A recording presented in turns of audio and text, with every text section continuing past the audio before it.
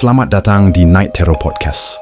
Malam ini kita akan mendengarkan kisah tentang sebuah rumah dinas di tengah perkebunan tua. Rumah peninggalan Belanda yang sudah lama tak dihuni. Rumah itu tampak terawat, tapi ada sesuatu yang tak terlihat. Sesuatu yang membuat setiap penghuninya tak pernah betah lama di sana. Untuk itu, kita sudah bersama seorang saksi hidup, penjaga rumah itu sejak puluhan tahun lalu. Namanya Big Iya. Selamat malam, Big Iya. Terima kasih sudah bersedia datang ke podcast ini. Malam, Nak. Sama-sama. Kalau soal rumah itu, saya sudah jaga sejak tahun 80-an. Banyak yang nggak berani tinggal, tapi saya tetap rawat karena memang ditugaskan dari dulu. Sebelum kita masuk ke hal-hal menyeramkan, saya ingin tahu dulu. Rumah dinas itu, sebenarnya apa istimewanya sampai harus dirawat terus meskipun nggak ada yang mau tinggal? Istimewanya, karena itu rumah peninggalan Belanda, Nak. Dari luar kelihatan bagus, tembok masih kokoh, jendela tinggi, lantai tegel kuno. Orang yang pertama kali lihat pasti kagum, bilang, wah, masih seperti baru. Tapi begitu pintu ditutup, begitu malam tiba, hawa dalam rumah itu lain. Dingin bukan dingin biasa. Sunyi, tapi seperti ada yang mengawasi. Itu yang bikin orang gak betah. Dan terakhir saya dengar ada seorang manajer baru, Pak Adi, yang ditugaskan untuk tinggal di sana. Betul begitu, Bi? Iya, betul. Tahun lalu, beliau dipindahkan dari perkebunan di kota lain. Masih muda, sekitar awal 40-an. Orangnya sopan, ramah sama pekerja. Awalnya semangat sekali pas tahu dapat rumah dinas. Katanya, wah, enak ya rumahnya besar, halaman luas, cocok buat keluarga. Tapi istrinya nggak ikut pindah, karena anak-anak sekolah di kota. Jadi, Pak Adi tinggal sendiri di situ. Apa waktu pertama kali masuk rumah ada tanda-tanda aneh, Bik? Ada, Nak. Saya yang dampingi beliau masuk pertama kali.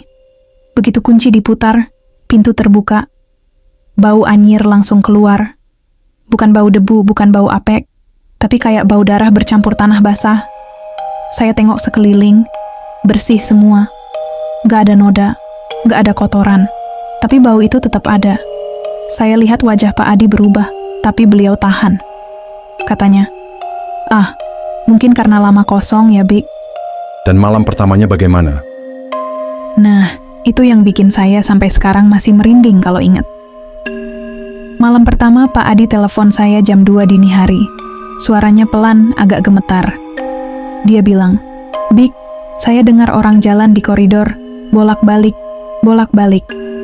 Padahal, beliau sudah kunci semua pintu. Waktu dia intip, gak ada siapa-siapa. Tapi suara langkah itu jelas. Bukan cuman langkah, kadang kayak suara orang berbisik, entah bahasa apa. Jadi sejak malam pertama sudah ada gangguan? Betul. Dan itu baru permulaan. Saya sudah lihat banyak orang sebelumnya coba tinggal di sana. Ada yang kuat seminggu, ada yang cuma 3 hari. Tapi Pak Adi, beliau lebih lama.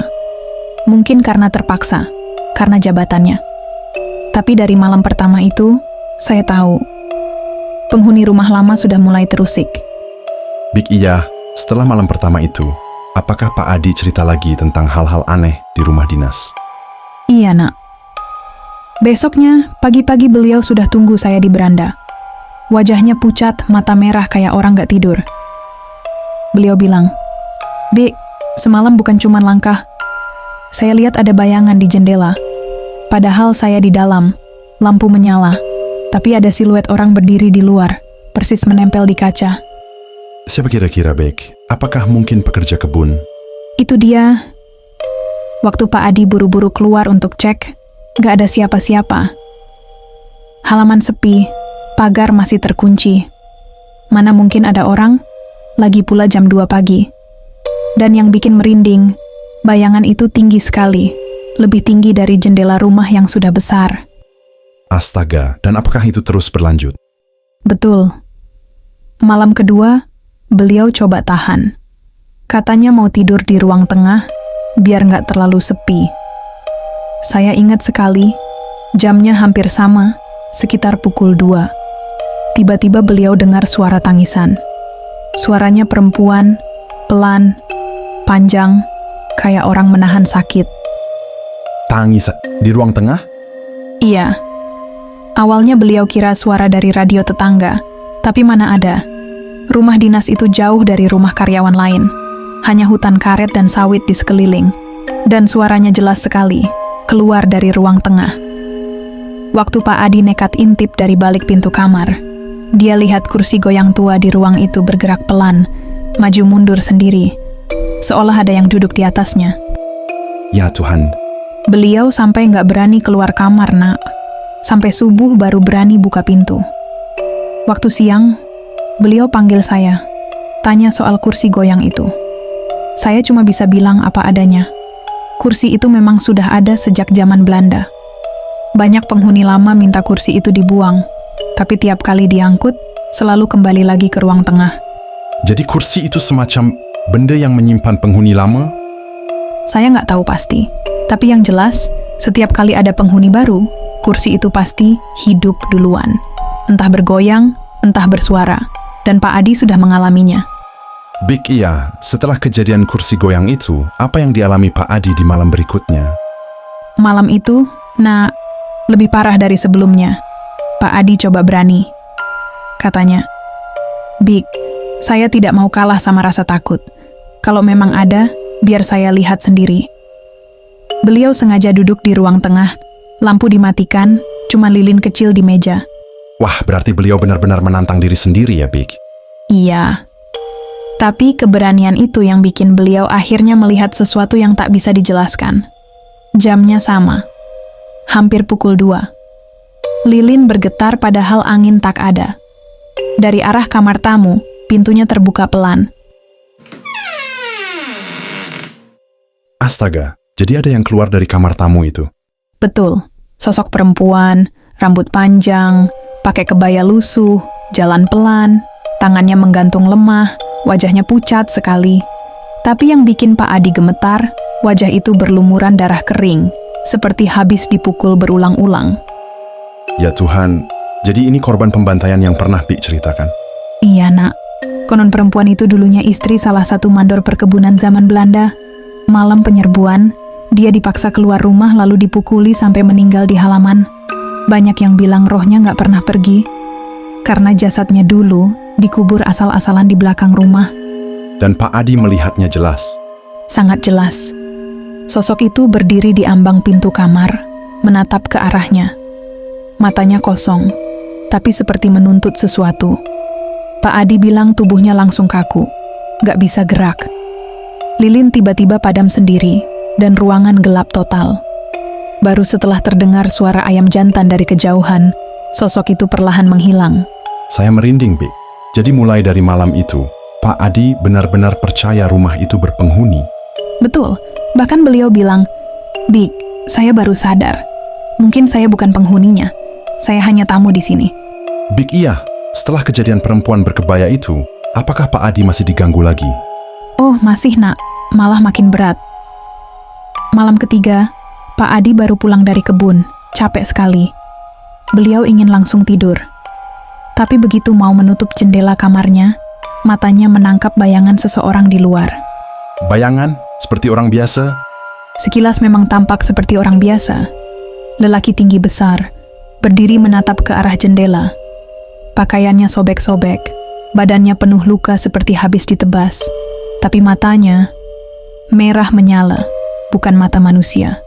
Astaga, apa Pak Adi langsung panik? Beliau coba beranikan diri, mendekat ke jendela, buka tirai. Tapi begitu tirai tersibak, bayangan itu hilang.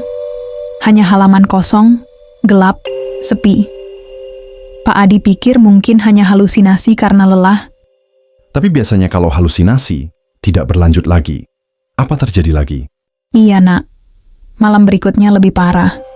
Bayangan itu muncul lagi, tapi kali ini tidak di luar. Dia sudah ada di dalam kamar, berdiri di pojok ruangan, kepalanya sedikit miring, nafasnya berat sekali. Pak Adi bilang dia mendengar suara seperti orang menggeretakkan gigi.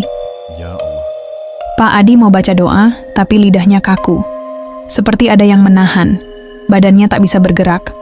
Sosok lelaki itu mendekat, langkahnya berat, dan saat hampir dekat, dia berbisik lirih, Ini rumahku, keluar. Jadi arwah itu mengusir Pak Adi? Betul. Sosok itu bukan sembarang penampakan, Nak. Dia salah satu penghuni asli rumah itu. Dulunya seorang kepala keluarga. Waktu pembantaian, dia dibacok habis-habisan di ruang tengah. Arwahnya paling keras menolak kalau ada orang tinggal di sana. Dan sejak saat itu, gangguannya semakin sering? Iya. Hampir tiap malam Pak Adi merasa diperhatikan, dibuntuti. Bahkan kadang pintu kamarnya diketuk keras, tapi saat dibuka tak ada siapa-siapa. Iya, setelah sering diganggu, apa Pak Adi hanya pasrah begitu saja? Oh, tidak, Nak. Beliau orangnya keras kepala. Malam keempat, setelah ketemu sosok lelaki penuh luka itu, Pak Adi ambil wudhu. Dia bawa Al-Quran kecil, duduk di ruang tengah, lalu mulai baca ayat kursi keras-keras. Berarti beliau melawan dengan doa ya? Betul. Awalnya rumah terasa tenang. Tapi tak lama, suara-suara aneh muncul, seperti langkah kaki berlari di lantai atas. Padahal lantai 2 sudah lama kosong. Atapnya lapuk. Lalu terdengar suara wanita menangis, lirih sekali, dari arah dapur. Ya Allah, jadi makin ramai? Iya, Nak. Pak Adi terus baca doa, makin keras. Tapi tiba-tiba lampu ruang tengah padam. Gelap gulita. Dari kegelapan, suara laki-laki berat terdengar jelas sekali. Jangan bacakan doa di sini. Ini tempat kami. Astaga, jadi arwah itu marah? Marah besar, Nak. Jendela tiba-tiba terbanting-banting sendiri. Pintu kamar terbuka, lalu menutup keras. Pak Adi kaget, tapi dia tetap baca doa. Baru beberapa ayat, tiba-tiba Al-Quran kecil di tangannya terlempar sendiri, jatuh ke lantai jauh. Terlempar sendiri? Iya, bukan tangan beliau yang lepas, tapi ada kekuatan yang merampas. Sejak itu, Pak Adi mulai sadar. Doa yang dibaca sembarangan justru bisa jadi tantangan buat penghuni rumah itu. Apalagi arwah di sana bukan hanya satu, tapi banyak. Jadi bukan menenangkan, malah memperburuk keadaan. Betul, Nak. Malam itu beliau tidak bisa tidur. Dari kamar, terdengar suara orang berlari di koridor, pintu diketuk-ketuk, dan di cermin kamar mandi beliau lihat bayangan wajah hancur menatapnya. Wajah hancur? Wajah seorang lelaki, setengahnya seperti sobek, matanya tinggal satu. Itu penghuni lain, korban pembantaian juga. Sejak malam itu, gangguan bukan hanya di ruang tengah, tapi di semua sudut rumah. Bik, dari semua yang sudah diceritakan, saya jadi penasaran. Sebenarnya siapa keluarga yang dulu tinggal di rumah itu? Nak, tidak semua orang berani cerita soal itu. Tapi biar kau tahu, keluarga itu dulunya terpandang. Tuan tanah kaya raya, namanya Pak Surya. Beliau tinggal di rumah besar itu bersama istrinya dan 3 anaknya. 3 anak? Iya, 3 anak. 2 perempuan, 1 laki-laki. Semuanya masih kecil waktu itu. Mereka dikenal angkuh, suka meremehkan orang kebun. Banyak yang bilang, Pak Surya tega menyuruh kuli kerja sampai mati, tapi tak pernah peduli. Lalu apa yang terjadi? Malam itu, tahun 70-an, sekelompok orang masuk ke rumah dengan parang dan golok. Konon, mereka orang-orang kebun yang dendam. Ada yang bilang, ini buntut dari keserakahan Pak Surya. Tapi, Nak, yang bikin rumah itu jadi terkutuk adalah cara mereka mati. Maksudnya? Pak Surya dibantai di ruang makan, kepalanya dihantam benda tumpul, darahnya muncrat sampai ke dinding. Istrinya, Bu Ratna, dipaksa melihat, lalu ditusuk berkali-kali. Yang paling mengenaskan, anak-anaknya tidak dibiarkan hidup. Mereka diseret ke lantai atas, lalu dibantai satu persatu. Ya Allah. Tetangga yang datang esok paginya bilang, mayat anak-anak itu ditemukan menumpuk di kamar belakang. Ada yang matanya ditutup kain, ada yang mulutnya penuh darah karena berteriak. Dan sejak saat itu, setiap orang yang menempati rumah itu pasti diganggu oleh roh mereka. Jadi arwah itu bukan sekadar roh penasaran, tapi roh yang mati dalam dendam? Betul, Nak. Ciri-ciri mereka masih terasa. Sosok lelaki yang Pak Adi lihat, itu arwah Pak Surya. Wajahnya hancur karena pukulan. Suara perempuan menangis yang sering terdengar dari dapur, itu Bu Ratna. Dan kalau kau dengar suara langkah kecil berlarian di atas, itu anak-anaknya. Astaga, Jadi semua anggota keluarga itu masih gentayangan? Iya, Nak. Dan yang lebih menyeramkan, mereka tidak hanya menampakkan diri. Kadang, mereka menirukan suara orang rumah, seperti anak kecil memanggil ayah, atau suara istri memanggil suaminya. Banyak orang yang tinggal di sana terkecoh, lalu ketakutan setengah mati. Big, iya, tadi ibu bilang suara anak-anak itu masih sering terdengar. Bisa ceritakan lebih detail? Iya, Nak. Kalau malam sudah larut, kira-kira jam 2 atau 3 pagi, akan terdengar suara langkah kecil di lantai atas. Bukan satu orang, tapi seperti beberapa anak berlarian. Padahal, rumah itu kan sudah lama kosong. Ada pernah cerita begitu ke saya. Katanya, waktu dia pulang lembur dan masuk rumah jam 2 pagi, dia dengar suara gedebuk-gedebuk di lantai atas. Seperti anak kecil main lari-larian. Betul, Nak. Itu memang tanda mereka mulai mengenali penghuni baru. Mereka suka menguji apakah orang yang tinggal di situ berani atau tidak. Apa yang terjadi sama Pak Adi waktu itu? Dia cerita ke saya, awalnya dia pikir maling. Jadi dia ambil senter, naik ke tangga pelan-pelan. Tapi waktu sampai di atas, lorong kamar gelap semua. Begitu senter diarahkan, dia lihat bayangan kecil, kayak anak umur 7 tahunan, berdiri menghadap dinding. Astaga, lalu apa lagi? Anak itu pelan-pelan menoleh. Wajahnya pucat, matanya bolong hitam. Katanya, mulut anak itu terbuka lebar sekali, kayak mau teriak, tapi nggak ada suara. Pak Adi langsung mundur, jatuh di tangga. Ya Allah. Tapi itu belum selesai, Nak. Setelah jatuh, dia dengar suara tawa kecil di telinganya. Padahal tidak ada siapa-siapa. Dan sejak malam itu, setiap ia tidur, selalu terdengar suara anak kecil berbisik. Ayah, ayah. Jadi arwah anak-anak itu seolah menganggap Pak Adi sebagai pengganti ayahnya? Bisa jadi, Nak. Mereka mati dengan trauma besar. Saat itu mereka menyebut nama ayah mereka sebelum dibantai. Jadi ketika ada sosok lelaki dewasa masuk rumah itu, roh mereka salah mengira. Tapi bukankah itu berbahaya? Sangat berbahaya. Karena makin lama mereka akan semakin lengket.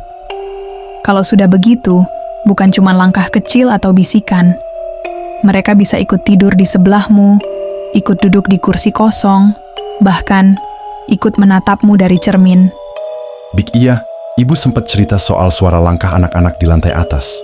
Nah, saya dengar Pak Adi juga pernah diganggu langsung di kamar tidurnya. Apa betul? Iya, Nak. Malam itu dia baru selesai minum kopi. Karena capek, dia langsung tidur.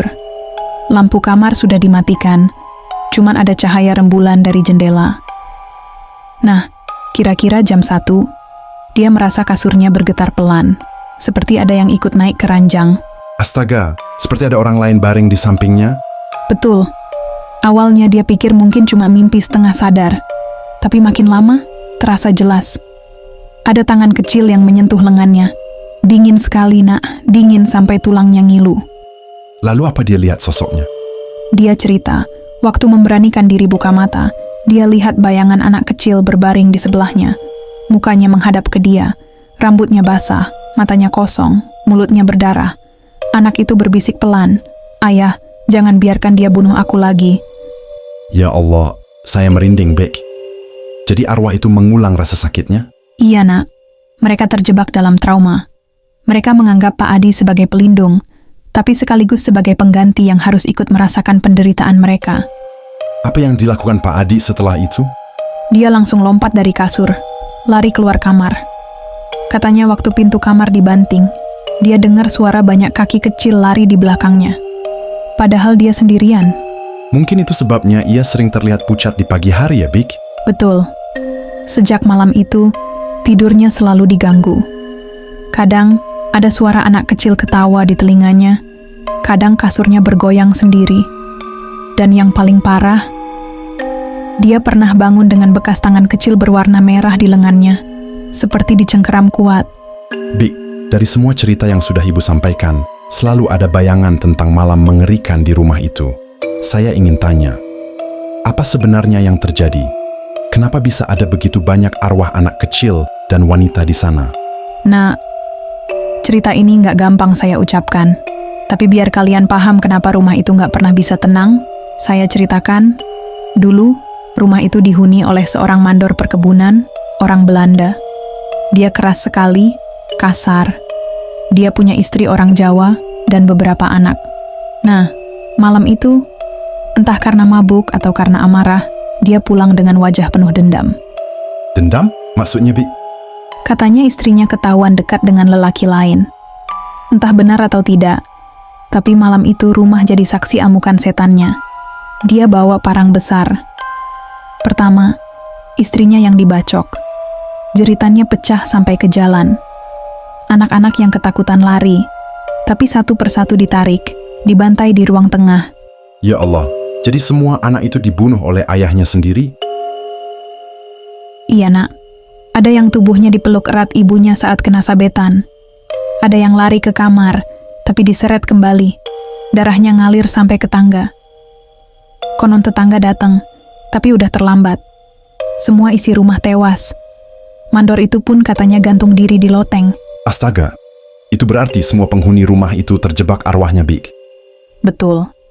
Makanya sampai sekarang yang paling sering muncul ya arwah wanita muda, istrinya itu, dan anak-anak. Mereka sering minta tolong, sering mengulang-ulang malam pembantaian. Dan kalau ada penghuni baru, mereka seakan ingin menyeret orang itu supaya ikut merasakan penderitaan yang sama. Jadi saat Pak Adi atau penghuni lain diganggu, itu sebenarnya potongan kejadian masa lalu yang diputar ulang. Tepat sekali.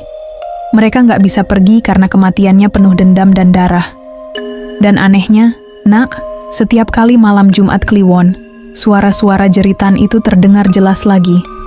Seperti malam itu terulang tanpa henti. Bik, sebelumnya ibu sudah cerita soal pembantaian keluarga mandor Belanda itu. Tapi saya pernah dengar kabar, bukan cuma keluarganya saja yang mati di sana.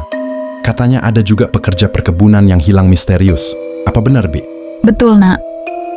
Waktu itu, rumah itu masih jadi tempat singgah para pekerja. Kalau malam, mereka biasa istirahat di serambi depan, atau kadang tidur di dalam dapur kalau hujan. Tapi anehnya, dari waktu ke waktu, ada saja yang nggak pernah pulang. Maksudnya hilang begitu saja? Iya, tiba-tiba. Ada yang terakhir terlihat masuk ke rumah.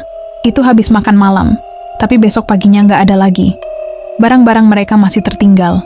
Baju, topi, bahkan rokok yang baru separuh dihisap. Tapi orangnya hilang. Astaga, apa waktu itu nggak dicari sama warga, Bik? Dicari, Nak. Sampai ke kebun-kebun, sampai ke sungai belakang. Tapi hasilnya nihil. Anehnya lagi, kalau malam pencarian, sering ada yang dengar suara minta tolong dari arah rumah besar itu. Tapi pas didekati, kosong. Berarti kemungkinan mereka diambil oleh penghuni gaib rumah itu? Bisa jadi, Nak. Karena setelah keluarga itu dibantai, rumah itu seperti haus darah. Ada cerita, katanya arwah si mandor nggak puas, hanya membunuh keluarganya sendiri. Dia juga menjerat para pekerja yang kebetulan tidur di rumahnya. Ya Allah, berarti jumlah korbannya bisa lebih banyak dari yang kita kira. Iya, orang-orang tua dulu sering bilang, jangan pernah tidur di rumah itu kalau masih ada tempat lain, karena kalau sudah masuk belum tentu bisa keluar. Ada satu pekerja bernama Darmo, hilangnya paling menghebohkan. Dia itu rajin, sehat, dan gak pernah macam-macam. Tapi malam itu, setelah istirahat di rumah, dia lenyap. Sampai sekarang, makamnya pun gak pernah ada. Serem sekali, Bek.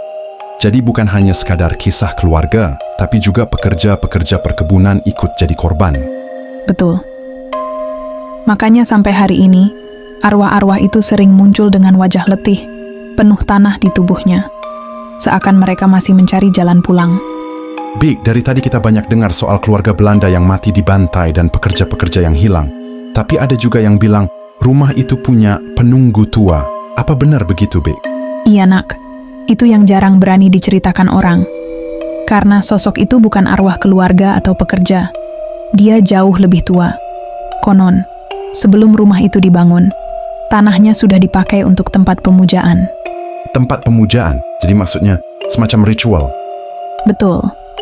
Orang-orang bilang, dulunya tanah itu dipakai untuk ngelmu hitam. Ada semacam pesugihan yang melibatkan tumbal manusia. Jadi pas Belanda bangun rumah di atas tanah itu, mereka sebenarnya mengusik penghuni lama yang sudah bersemayam di sana. Ya ampun, Berarti bisa dibilang arwah-arwah yang sekarang itu cuma korban tambahan? Iya, Nak. Sosok tua itu yang jadi dalang semuanya. Wujudnya nggak pernah jelas, tapi orang-orang yang pernah lihat selalu bilang, tinggi, kurus, kulitnya legam kayak arang, matanya merah menyala. Dia muncul kalau malam bulan purnama, berdiri di jendela paling atas rumah itu. Jadi bukan keluarga yang gentayangan, tapi sosok tua itu yang menahan mereka? Nah itu dia. Arwah keluarga sama para pekerja itu seakan ditawan. Mereka nggak bisa pergi, karena ada pengikat yang dibuat oleh penghuni tua itu. Makanya tiap ada orang baru yang datang, sering diganggu. Sosok tua itu seperti ingin menambah tumbal, supaya semakin kuat. Pantesan banyak yang bilang, masuk rumah itu rasanya kayak ditatap terus. Betul, itu tatapan si penghuni tua, Nak. Bukan cuma sekadar hantu, itu penguasa. Big, tadi Big sempat bilang soal arwah-arwah yang ditawan penghuni tua. Tapi katanya ada orang terakhir yang benar-benar sempat tinggal di sana. Itu siapa, Big? Iya, Nak. Namanya Pak Adi. Dia manajer perkebunan yang dipindahkan sama perusahaan ke situ.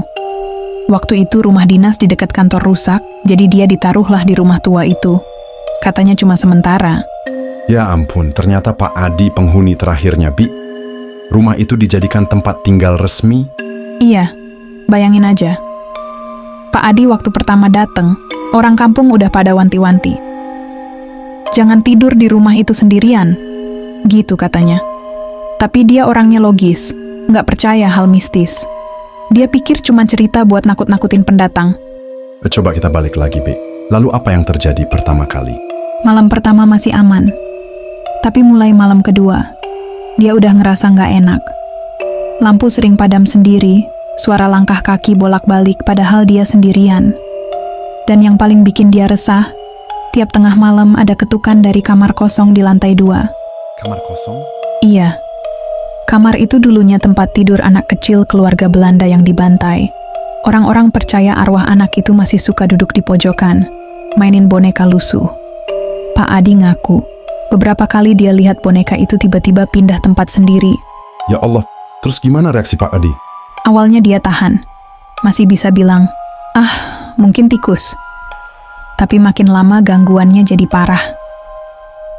Pernah satu malam, pas dia turun ke dapur buat ambil minum, dia lihat ada perempuan Belanda bergaun putih berdiri di meja makan. Rambutnya panjang, matanya bolong hitam.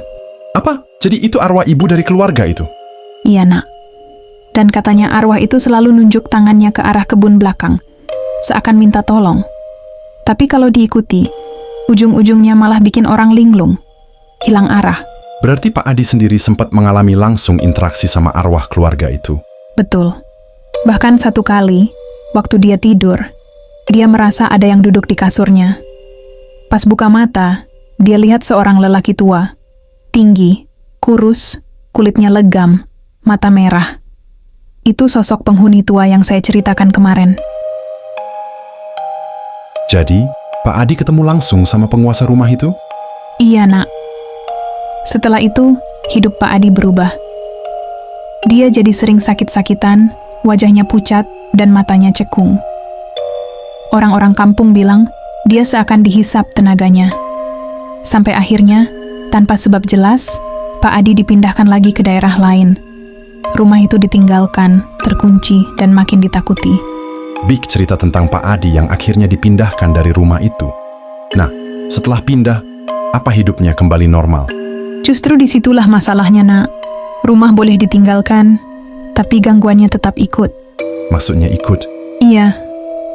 Waktu dia pindah ke rumah dinas barunya, istrinya cerita tiap malam, Pak Adi selalu mengigau.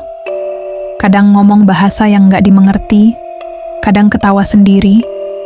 Bahkan beberapa kali dia terbangun tengah malam, berdiri di depan kaca, seolah-olah sedang ngobrol sama seseorang. Astagfirullah, saya merinding, Bi. Jadi masih ada yang nempel? Betul. Istrinya bilang, bau tanah basah sering tercium di kamar mereka. Sama seperti bau yang muncul di rumah tua itu. Dan parahnya, anak bungsu mereka pernah lihat sosok anak kecil duduk di pojokan kamar, sambil peluk boneka lusuh. Ya Allah, itu berarti arwah dari rumah lama ikut terbawa? Iya, Nak. Banyak orang bilang, waktu Pak Adi tinggal di sana, penghuni tua sudah menandainya. Jadi kemanapun dia pergi, ada pintu gaib yang tetap terbuka. Terus, apa yang terjadi dengan kesehatan Pak Adi? Dia makin kurus. Rambutnya rontok, badannya sering demam tanpa sebab. Orang-orang kantor sampai bilang, Pak Adi kayak bukan manusia biasa lagi. Pernah sekali dia pingsan di meja kerja. Waktu dibangunkan, dia malah ngomong dengan suara lain. Suara berat, serak, dan bukan seperti dirinya. Jadi, semacam kesurupan. Iya. Orang kampung percaya itu suara penghuni tua rumah itu yang ikut merasuk ke dirinya. Lalu, apa Pak Adi mencari pertolongan? Istrinya sempat bawa ke kiai besar. Kiai itu bilang, Pak Adi sudah membawa pulang lebih dari 1 arwah. Ada perempuan, ada anak kecil, dan ada 1 makhluk tua yang menempel di punggungnya. Jadi mereka semuanya ikut terbawa ya, Be? Betul. Dan kiai itu bilang, makhluk tua itu tidak akan melepas begitu saja. Karena Pak Adi sudah dianggap bagian dari rumah itu. Big sebelumnya Big cerita kalau Pak Adi sampai dibawa ke seorang kiai besar. Apa benar beliau melakukan semacam ritual untuk melepas arwah-arwah yang nempel itu? Betul, Nak. Ritualnya nggak sembarangan. Kiai itu bilang, kalau cuma dibacakan doa biasa, mereka nggak bakal pergi. Karena mereka sudah menganggap Pak Adi itu rumah baru mereka. Jadi gimana caranya? Malam Jumat Kliwon, Pak Adi dibawa ke masjid tua di pinggir desa. Masjid itu terkenal sebagai tempat para kiai dulu memerangi gangguan gaib. Sebelum masuk, Pak Adi dimandikan dengan air 7 bunga. Tapi waktu air itu disiram ke tubuhnya, langsung tercium bau anyir darah. Bau darah, Bi? Seriusan? Iya, Nak. Padahal airnya wangi, tapi begitu kena badan Pak Adi, aromanya berubah jadi amis, kayak darah segar. Orang-orang yang hadir sampai tutup hidung karena nggak tahan. Ya Allah, terus apa yang terjadi waktu ritualnya dimulai? Kiai mulai baca doa. Suara bacaan makin keras. Tapi tiba-tiba, tubuh Pak Adi kejang-kejang. Dari mulutnya keluar suara perempuan menangis. Lalu berganti suara anak kecil ketawa cekikikan. Sampai akhirnya muncul suara berat. Serak. Kayak orang tua yang marah. Jadi semuanya keluar lewat suara Pak Adi. Ya Allah, merinding saya, Bi. Iya. Kiai bilang, mereka semua menuntut darah. Lalu tubuh Pak Adi terangkat, gak nyentuh lantai. Orang-orang panik. Ada yang lihat di punggungnya muncul bayangan hitam, bentuknya bungkuk, matanya merah menyala. Itu diyakini makhluk tua penghuni rumah. Astagfirullah. Terus gimana cara Kiai itu ngusirnya? Kiai perintahkan orang-orang untuk tetap melantunkan ayat suci. Sementara beliau menempelkan tangan di dada Pak Adi. Seketika tubuh Pak Adi berteriak, keras sekali, sampai kaca jendela masjid bergetar. Setelah itu, Pak Adi pingsan. Apakah usahanya berhasil, Bi? Sementara berhasil. Waktu bangun, Pak Adi nangis seperti anak kecil. Katanya tubuhnya terasa ringan. Tapi Kiai mengingatkan, ini belum selesai. Mereka bisa kembali kalau Pak Adi masih menyimpan jejak dari rumah itu. Jejak apa, Bi? Maksudnya apa? Ada sesuatu yang terbawa dari rumah tua itu. Dan kalau benda itu masih disimpan, maka pintu gaib akan tetap terbuka. Big, saya sudah penasaran sejak kalian menyebut benda yang masih menempel di diri Pak Adi. Apa benar ada artefak khusus yang terbawa dari rumah tua itu? Iya, Nak. Benda itu kecil tapi penting. Konon, itu adalah sebuah kotak musik Belanda ukuran kecil. Kayaknya peninggalan anak keluarga Belanda dulu. Dulu kotak itu sering diputar saat pesta kecil di ruang tengah. Kotak musik nggak terlalu mistis ya, tapi bagaimana bisa jadi penting? Memang kecil, tapi punya magnet bagi roh. Suara musiknya, nada lembut itu, bisa memanggil arwah yang dulu sering menari dan tertawa di situ. Jadi kalau kotak musik itu ikut terbawa, roh-roh itu merasa rumah, dan kenangan mereka ikut pindah. Astaga, jadi karena kotak musik itu terbawa, mereka yang gentayangan di rumah itu ikut menempel pada Pak Adi? Betul, Nak. Dan Kiai yang memimpin ritual sampai bilang, buang kotak itu jauh-jauh atau mikir panjang, karena bisa membuka kembali pintu gaib. Tapi Pak Adi dulu sempat ragu, bimbang antara merasa terikat nostalgia atau ketakutan. Apakah akhirnya kotak musik itu dibuang atau dihancurkan? Belum. Istrinya sempat sembunyikan di lemari rumah dinas barunya. Tapi malam berikutnya, mereka dengar kotak itu musik sendiri, meski tidak diputar. Suara musik lembut itu memenuhi kamar, lalu hilang. Sejak itu, mereka bawa kotak itu ke Kiai dan disimpan jauh dengan doa khusus. Bik, terakhir kita dengar kotak musik itu sudah disimpan dan didoakan oleh seorang kiai. Apakah setelah itu gangguan benar-benar berhenti? Awalnya iya, Nak. Rumah dinas Pak Adi agak tenang. Tapi masalahnya, kotak musik itu seakan menolak dilupakan. Suatu malam, saat istrinya sedang menidurkan anaknya, terdengar musik lirih dari ruang tamu. Dia pikir ada mainan anak yang nyala sendiri, tapi waktu dicek, kotak musik itu terbuka, berputar sendiri. Astaga, padahal sudah disimpan dengan doa, ya? Betul. Tapi begini, Nak, Kiai bilang doa itu bukan untuk mengusir, melainkan mengikat. Jadi kalau ada yang membuka kembali dengan rasa penasaran atau bahkan hanya menyentuh tanpa izin, maka pintu itu bisa kebuka lagi. Dan ternyata, anak Pak Adi pernah iseng mainin kotak itu siang hari. Sejak itu, tiap malam musiknya muncul lagi. Oh, jadi ibaratnya arwah-arwah itu dipanggil kembali? Iya, Nak. Setelah musik itu terdengar, gangguan balik lagi. Tapi kali ini lebih halus, bukan suara langkah atau bayangan. Lebih ke mimpi buruk. Pak Adi mimpi lihat keluarga Belanda yang dibantai, lengkap dengan darah dan jeritan. Istrinya mimpi dijambak sosok wanita, dan anaknya katanya main sama om Belanda yang senyum tapi matanya kosong. Merinding, Bik. Jadi kotak musik itu bukan cuma benda biasa, tapi jembatan. Tepat sekali. Jembatan kenangan. Selama ada kotak itu, arwah punya jalan buat mendekat. Bik, iya. Setelah kotak musik itu mulai berbunyi lagi, apa yang dilakukan Pak Adi dan keluarganya? Apakah mereka mencoba mengusirnya sekali lagi? Iya, Nak. Mereka sempat panggil Kiai lagi. Kiai bilang, doa sebelumnya hanya mengikat, bukan menghapus. Kalau mau benar-benar lepas, harus diputuskan dengan cara khusus. Ada 3 pilihan. Dibakar, dibuang ke laut, atau dikembalikan ke tempat asalnya. Kenapa nggak langsung dibakar saja, Bik? Itu yang bikin bingung, Nak. Barang kayak gitu nggak gampang dimusnahkan. Kiai bilang kalau dibakar, bisa jadi malah bikin amarah arwah makin kuat. Kalau dibuang ke laut, takutnya arwah malah ikut, lalu mengganggu orang lain. Jadi pilihan yang paling masuk akal, ya dikembalikan ke rumah asalnya. Jadi ke rumah tua itu lagi? Betul. Dan itu bukan keputusan gampang. Istrinya Pak Adi nangis, katanya nggak mau lagi injak rumah itu. Tapi anehnya, justru anaknya minta diajak ke sana. Katanya om Belanda nunggu. Bayangkan, Nak, bocah kecil bisa ngomong begitu. Ya Allah, ngeri sekali ya, Bek. Jadi akhirnya mereka balik? Iya, malam Jumat, mereka bawa kotak itu ke rumah tua. Begitu masuk halaman, kotak musik berputar sendiri tanpa disentuh. Musiknya pelan, kayak menyambut. Dan di dalam rumah, hawa panas bercampur dingin. Kayak ada banyak orang tak kasat mata yang menunggu. Apa yang terjadi setelahnya, Bi? Kiai suruh mereka taruh kotak musik di ruang tengah, tempat keluarga Belanda itu dulu dibantai. Begitu diletakkan, musik berhenti total, sunyi sekali.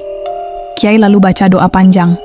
Katanya, kalau memang arwah masih terikat, mereka akan memilih tetap di sana atau ikut benda itu. Bik, iya. Setelah kotak musik dikembalikan dan doa dibacakan, apa yang terjadi di dalam rumah itu? Aduh, Nak, itu malam paling berat buat mereka. Waktu Kiai selesai baca doa terakhir, tiba-tiba semua lampu minyak padam sendiri. Gelap gulita. Hanya terdengar suara nafas orang banyak, tapi nggak kelihatan siapapun. Kayak rumah itu penuh sesak. Astaga, suara nafas? Iya, pelan, berat. Seperti orang habis berlari jauh. Terus, anaknya Pak Adi tiba-tiba ketawa. Katanya, mereka datang ya. Mereka sudah di sini semua. Ya Allah, terus gimana reaksi Pak Adi? Pak Adi langsung peluk anaknya erat-erat. Tapi dari arah ruang tengah, terdengar suara langkah sepatu. Jelas sekali, kayak sepatu bot tentara. Kiai bilang, itu tanda arwah keluarga Belanda dan juga para pekerja yang dibantai, semua hadir. Apa mereka marah, Bek? Itu dia. Nggak ada suara teriakan atau geraman. Justru tiba-tiba kotak musik itu muter sendiri. Tapi nadanya aneh, fals, kayak menangis. Lalu Kiai bilang, mereka memilih tinggal di sini. Mereka tak mau dibawa lagi. Tapi rumah ini tidak boleh ditinggali manusia. Jadi rumah itu akhirnya ditinggalkan? Betul. Setelah ritual selesai, suasana mendadak tenang. Anak Pak Adi pingsan, begitu sadar, dia nggak pernah lagi nyebut soal Om Belanda.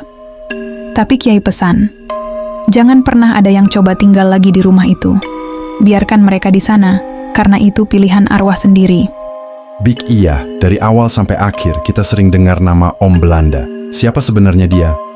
Nah, Om Belanda itu bukan hantu biasa.